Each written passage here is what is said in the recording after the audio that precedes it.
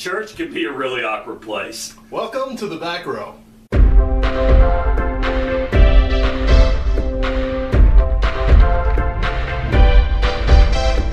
It's the Back Row Show with Matt and Marty. I'm Matt. I'm a lovable fuzzball with hair everywhere on my body except the top of my head. And I'm Marty, currently 632nd in line for the throne.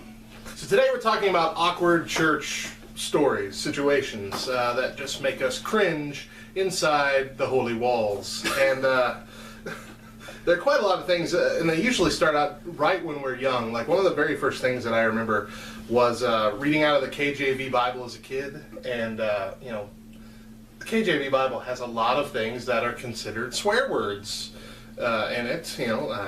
Piss it, ass, things like that I feel uncomfortable even saying right now as a full-grown man. Thinking about awkward church stories, there's so many to choose from, and unfortunately, there's those that are appropriate to share in public, and then there's those that we're probably going to share anyways. I could probably you talked about coming on early and the stories happening at an early age. I go back to when I first started serving in church, and I can remember one of the very first weddings that I did was for a deacon's daughter. And she's marrying a nice young man from out of town. A few minutes before the service started, the deacon pulls me to the side and he said, I really only have one request. This is going to be a great ceremony. I just don't want you to allow my daughter to kiss her new husband in public. And I tried to explain that, we seal the covenant for upon what we're doing with a kiss. And he said, yes, but that's to be done behind closed doors. And if he were Santa Claus, I'd still be on the naughty list. That would be awkward for everyone at the ceremony. Very. Because everyone would be expecting that. I suggested a high five, but... So did they not They kissed. They kissed. Okay, they kissed. Okay. Good. I don't serve in the church anymore. So, they kissed. That would be terribly awkward. I imagine people would stand up and say, hold on, you forgot. Wait. This can't be done yet. Come on. It's not official. Right. Well, one that I have happened a few years ago, which this was group awkwardness, where we were having a potluck. The awkward snowman, by the way. Having a potluck, and we got big old boxes of fried chicken from Albertsons, yeah. I think it was. And there were a bunch of kids running around, and one of the kids just knocked the box of fried chicken onto the floor. This was the only main dish for the whole potluck. All of us adults are just kind of standing around looking at it, all silently, and we just scoop it back into the box off the floor, set it back down there, and continue to eat like nothing happened. If you don't speak about it, it didn't happen. Let's have a hashtag party. Woo! Ain't no party like a hashtag party.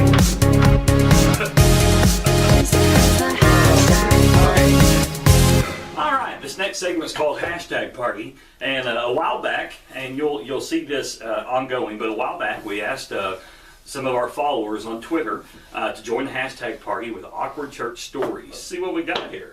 So our first one we got is from @SLT. We don't know how to pronounce this one, but Absolutely. She's a wonderful lady. Wonderful. She says, pastors performing a wedding kept calling the bride by the name of the groom's deceased first wife. Oh. Ugh. Karen. Oh, Debbie. I meant Debbie. Sorry, dude. Oh, man. All right. Our next one here we have @BradSteele01.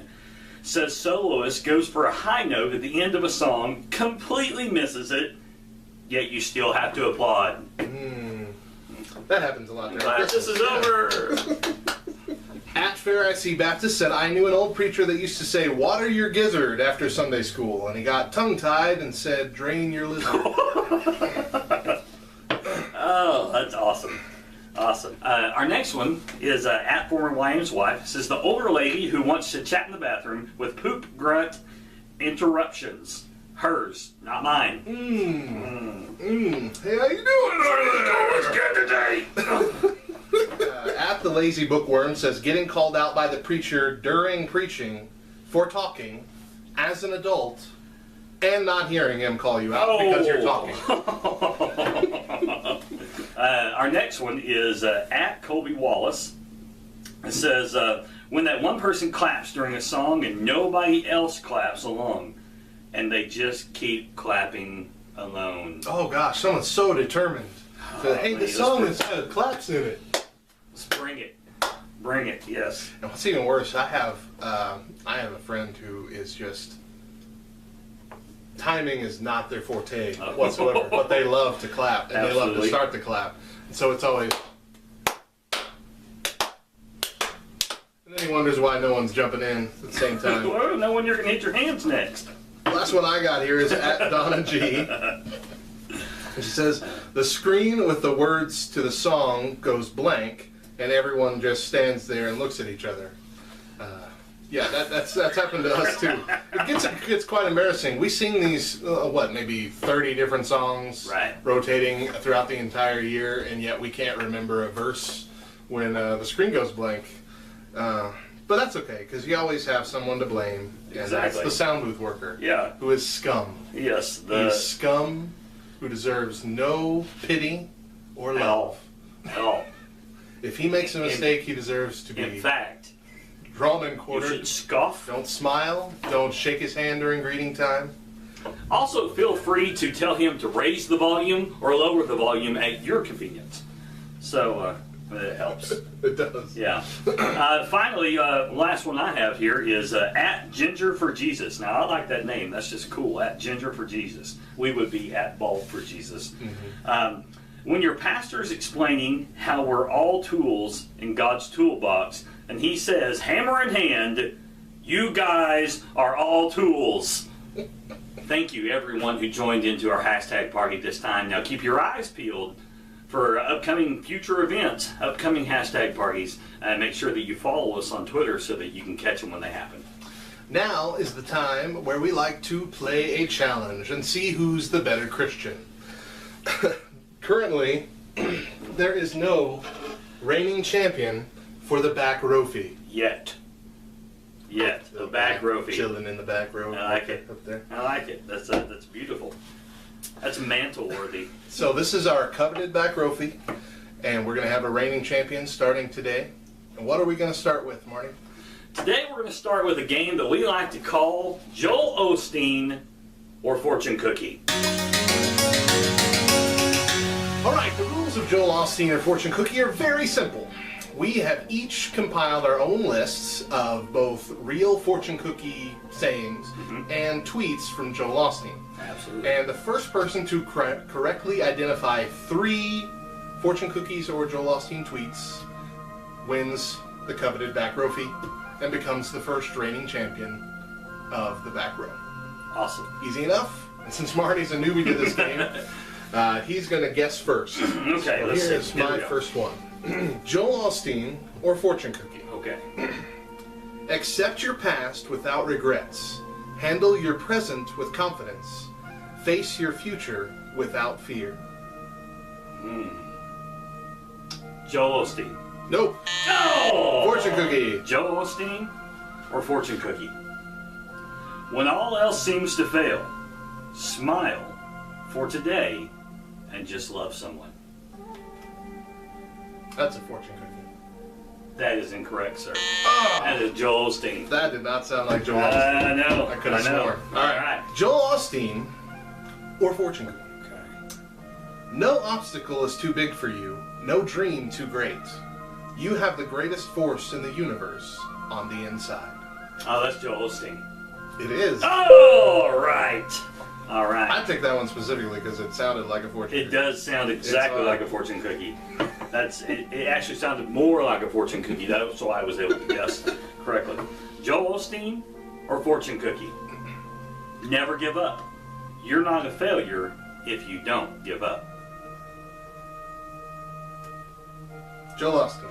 Fortune cookie. Dang it! No! Fortune cookie. Joel Osteen or fortune cookie. Okay. Surround yourself with people that will agree and believe with you for your dreams, not try to talk you out of it. Joel Osteen? Yes. Dang it! This is not going my way at all. 2-0. 2-0. Here we go. Joel Osteen or fortune cookie? something good is going to happen to you. Oh my God. That is so generic and painful. That's exactly right. I think you're trying to trick me.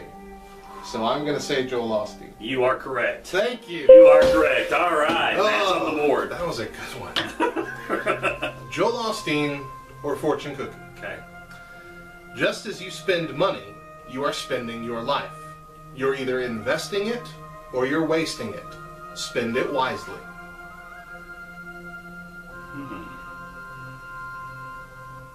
I'm going to say Joel Osteen. Dang it! Am I the first winner of the coveted back trophy? I have to bestow upon you the back trophy and say the phrase, you are the better Christian. Thank you. Thank you. First of all, I would like to... Oh, it's not one of those times. Okay. That last one was indeed Joel Osteen. He wins 3-1. 3-1. What the heck? I invented this game. This is my idea. Oh, Not fair. as you can all tell at home, it's not an easy scenario. Thanks for watching. For more, visit backrowonline.com or visit us on Twitter at backrowonline and at backrowbeliever, or our personal Twitter accounts, all of which are linked in the description below. And be sure to click through to Backrow Beyond for more from today's episode. All right, now to end our show today, we have to end with our youth minister hat. You used to be a youth minister. I did right? used to be a youth minister. I was a terrible youth minister. I was terrible. I mean, broken legs, kids left at camp. Well, that happens to everybody. Yeah, well, then maybe I'm average. I don't think I ever went on a youth trip where someone didn't come back with a broken appendage. You know, we went on a ski trip this last year, and by 12:30 on the first day, we had 4 people in the infirmary. Oh my! So I'm hoping that that's a record somewhere from our youth minister hat. If you want to be a good greeter, you got to think outside the handshake. Don't just stand there when you could be dancing. Now that's a church I want to go to. That's what I'm talking about.